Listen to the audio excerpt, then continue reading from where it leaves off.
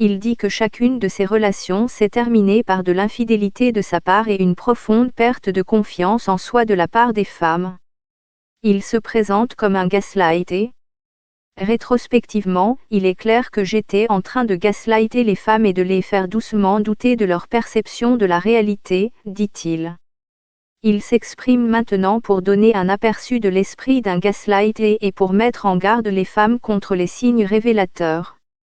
La gaslighting a été décrit comme une forme de la violence psychologique où de fausses informations sont délibérément présentées à la victime, le but étant d'amener la victime à remettre en question sa propre mémoire et sa perception des événements.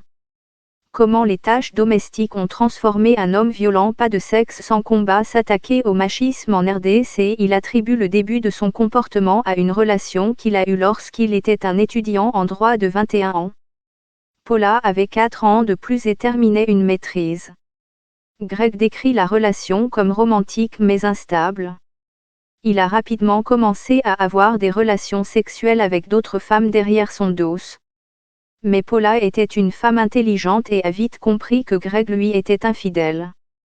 Greg dit que pour continuer à la tromper, tout en maintenant leur relation, il a dû changer sa réalité. Il a commencé à identifier des techniques et des voies par lesquelles il pourrait manipuler Paula en jetant les bases afin de rendre plus crédibles les mensonges qui viendraient plus tard.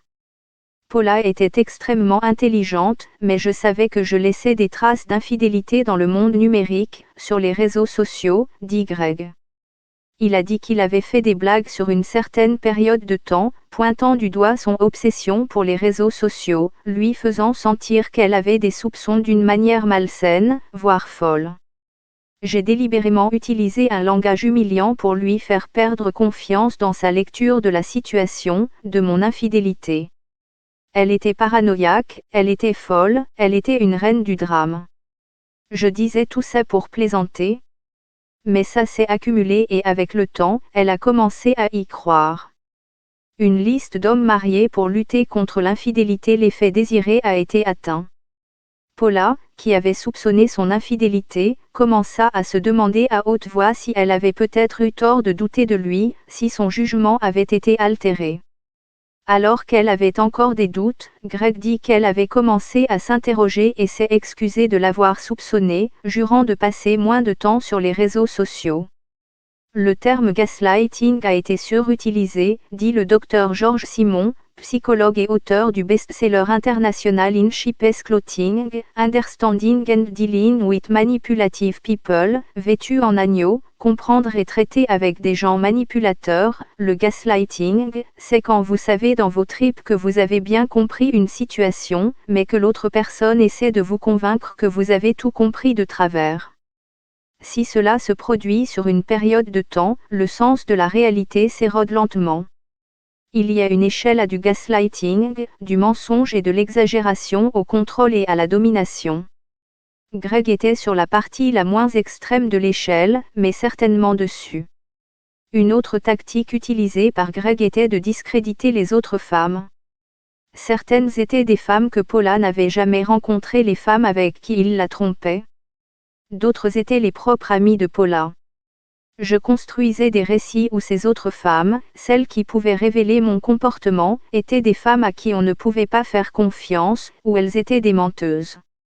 Et malgré la sagacité de Paula, malgré le fait qu'elle ait dit qu'elle était féministe, elle me faisait alors confiance et n'aimait pas les femmes dont elle ne croirait plus la version, même si elle les rencontrait et découvrait qu'elles n'étaient pas ces êtres humains terribles pour lesquels je les avais fait passer. Après Paula, Greg s'est lancé dans une série d'autres relations. Il dit que les femmes venaient d'horizons divers et avaient des personnalités différentes. La tendance s'est poursuivie. Il y a 2 traits de caractère que les gens et nous devons dire que les hommes sont aussi vulnérables qui ont tendance à être exposés au gaslighting ont en commun, dit George Simon. L'un d'eux est la conscience. Des gens qui ont une conscience, des gens qui font généralement ce qu'il faut et qui ont confiance, parce qu'ils sont dignes de confiance par nature. L'autre est l'agréabilité. Vous voulez bien traiter les gens et bien vous entendre. Vous ne voulez pas créer inutilement des problèmes dans vos relations. Pour Greg, il y avait une 3e qualité que les femmes qu'il gaslightait partageaient toutes. Elles étaient toutes intelligentes et avaient toutes réussi. Curieusement, il dit que c'est là un facteur clé qui explique à quel point elles étaient réceptives au gaslighting. D'après mon expérience, il n'est pas vrai que ce sont les femmes vulnérables ou peu sûres d'elles qui sont sensibles au gaslighting. Il s'agissait de femmes qui avaient réussi, mais cela s'accompagnait d'une perception de ce à quoi, selon elles, une relation réussie devrait ressembler, et elles partageaient cette perception. Ils m'ont donné une liste de qu'elles cherchaient chez un homme. Les femmes, dit-il, ont abordé les relations comme elles l'ont fait dans le cadre de leur carrière. Avec une liste de qualités, souvent issue de relations représentées dans les films, et des attentes élevées. Elles voulaient des conversations stimulantes, pleines de charme et d'humour.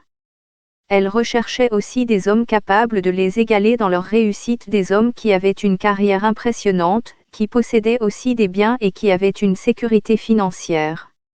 5 habitudes qui retardent la carrière des femmes. Les célibataires nigérianes peinent à trouver une maison. Ce genre de liste a considérablement réduit le nombre d'hommes aptes à combler leurs désirs, dit-il, et lui a permis de jouer plus facilement.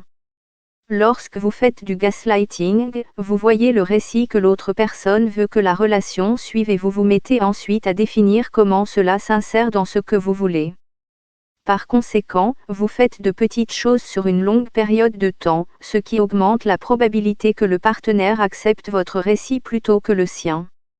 Dans mon cas, je n'ai jamais été agressif, violent, menaçant ou fait chanter qui que ce soit. Rien n'a littéralement empêché ses partenaires de m'envoyer bouler. Mais aucune d'entre elles ne l'a jamais fait. Ces femmes étaient intelligentes et je sentais que si elles l'avaient voulu, elles auraient pu remettre en question le récit que je faisais tourner. Mais maintenant, je sais que c'est un argument peu convaincant en ce qui concerne l'amour. Je voulais l'expérience de partenaires multiples et la stimulation de l'ego qui l'accompagnait, alors j'ai justifié mon comportement à moi-même pendant des années. Je suppose qu'en tant qu'avocat, j'ai été capable d'expliquer les divergences de mon histoire à mes amis et de me convaincre que je n'étais pas un mauvais garçon. Vous avez trouvé votre Valentin ou Valentine. Voici 4 secrets pour que votre couple dure toujours. Quelles sont vos recettes et numéro 039, amour. Certaines tactiques de gaslighting, notamment isoler la victime des sources de soutien et la priver des moyens nécessaires à son indépendance, pourraient relever du contrôle ou comportement coercitif dans une relation intime ou familiale réprimée dans la loi sur les crimes graves de 2015, en Angleterre et au Pays de Galles. Mais le contrôle ou le comportement coercitif n'est pas un crime au Canada, et il en va de même dans de nombreuses régions du monde. Récemment, Greg a parlé à un ami de son comportement et son ami a avoué qu'il avait lui aussi été un gaslighté. Il dit que s'il y a un conseil qu'il donnerait aux femmes qui se font gaslighter, c'est d'en parler à un ami masculin. Les femmes dans les amitiés se disent souvent ce qu'elles veulent entendre. Ou encore, si les femmes ont des amis très honnêtes, cette amitié semble être mise à rude épreuve lorsqu'une femme entre dans une relation violente. Pour une raison quelconque, les femmes semblent accepter l'honnêteté mieux de la part de leurs amis masculins que de leurs amies féminines. Je me méfiais des amis masculins de mes ex-petites amies. Ils voyaient souvent clair dans mon jeu et les bons amis masculins ne permettent pas qu'une amitié se brise. Si une femme force un homme à avoir des rapports sexuels, est-ce un viol ? Greg dit qu'il n'y a rien qui l'a poussé à demander de l'aide pour régler son problème de gaslighting, il s'est simplement lassé de son propre comportement. George Simon dit que la guérison de Greg dépend du type de gaslighté qu'il est. Il en existe 2 types, dit-il. Certaines personnes ont appris ces comportements au cours de leur petite enfance. Leur manipulation est née d'une sorte de douleur personnelle et c'est ainsi qu'ils opèrent dans le monde. Ils ont développé une stratégie pour faire face à la vie qui a été soutenue par un traumatisme. Il y a de l'espoir pour ces personnes. Et puis il y a les narcissiques. Ceux qui ne croient en rien de plus grand qu'eux-mêmes. Il y a moins d'espoir pour eux et tout changement implique habituellement un énorme calcul qui les ébranle au plus profond d'eux-mêmes. Illustration par Tom Humberstone.